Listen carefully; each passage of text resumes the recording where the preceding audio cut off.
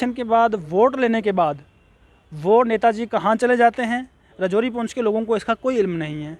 इस वक्त भी 2 बार का हमारा जो सिटिंग एमपी है, मैं दावे के साथ कह रहा हूँ आपसे, आप लाइए 90% लोगों से आप मिलाइए, 90% लोग जो हैं मेंबर ऑफ पार्लियामेंट का चेहरा तक नहीं जानते हैं। तो वोट किसके नाम पे दिया फिर? बस मोदी जी का चेहरा है, कमल का फूल है, समझ के वोट कास्ट किया है।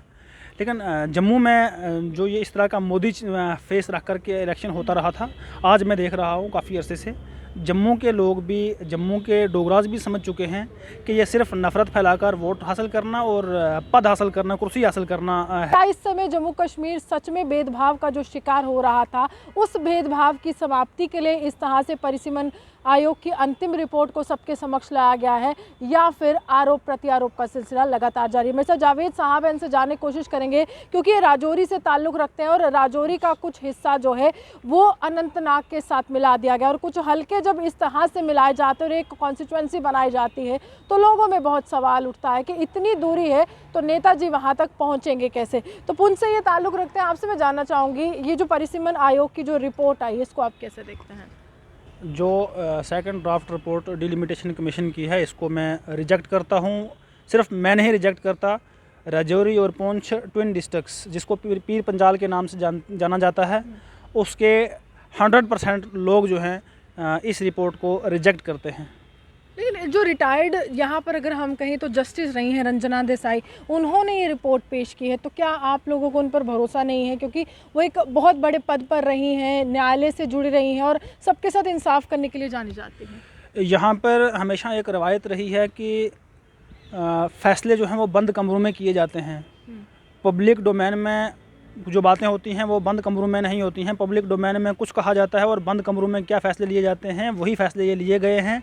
जिसका साफ साफ ज़िक्र मैं करूं, हमारी जो राजौरी पुंछ की समस्या है, परेशानी है, वो ये है कि Rajouri Poonch district border district है और जम्मू हमारा जो हेडक्वार्टर है, जम्मू हमारा जो जिसको हम कहते हैं ये हमारा राजधानी है, कैपिटल से 250 किलोमीटर की दूरी पर वाक़ा है। और हमारी जो पार्लियामेंट्री कॉन्स्टिट्यूएंसी पहले थी, इसका नाम था राजौरी पुंछ पार्लियामेंट्री कॉन्स्टिट्यूएंसी। और आज़ादी से लेकर आज तक यहाँ का जो भी मेंबर पार्लियामेंट इलेक्ट करके हमने पार्लियामेंट में भेजा, वो हमेशा जम्मू का रहा है। बड़ी बदकिस्मती की बात रही है राजौरी पुंछ के लोगों के लिए, वो ये कि राजौरी पुंछ का मेंबर पार्लियामेंट सिर्फ इलेक्शन कैंपेन पे राजौरी पुंछ में नज़र आता रहा, जबकि इलेक्शन के बाद वोट लेने के बाद वो नेताजी कहाँ चले जाते हैं, राजौरी पुंछ के लोगों को इसका कोई इल्म नहीं है।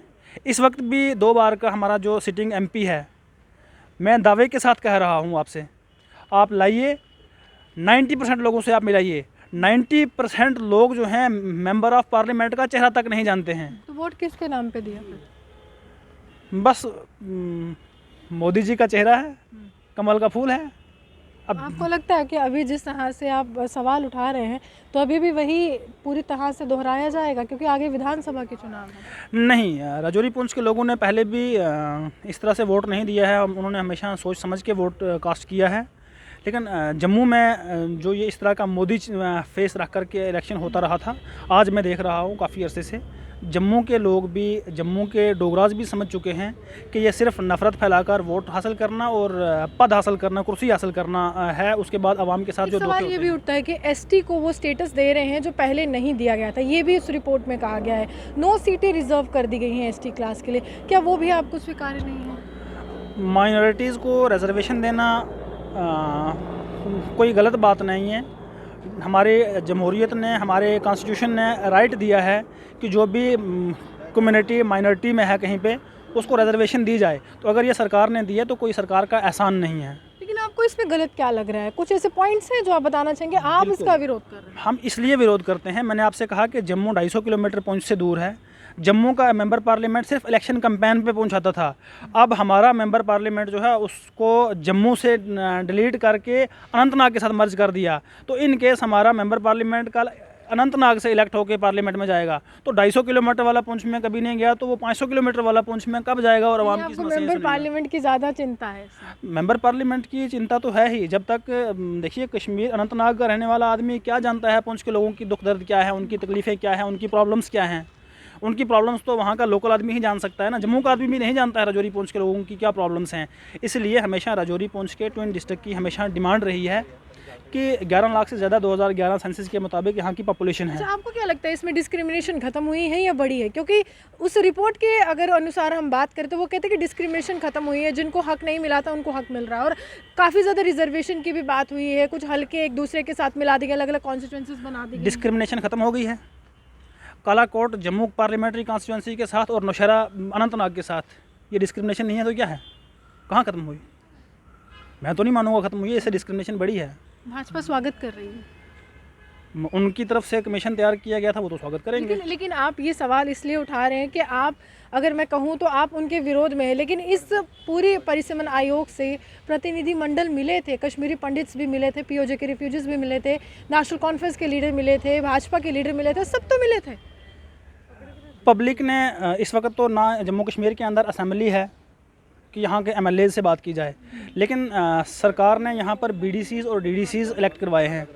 कहीं एक बीडीसी और एक डीडीसी के साथ अगर ये कमीशन मिला हो तो मुझे बताएं कि डीडीसी और बीडीसीज। पंचायत कॉन्फ्रेंस के बहुत से मेंबर मिले थे क्योंकि हम खुद वहाँ पर मौजूद थे। पंचायत कॉन्फ्रेंस के मेंबर जो हैं, पंचायत कॉन्फ्रेंस है कौन सी? पंचायत कॉन्फ्रेंस का गठन किसने किया है?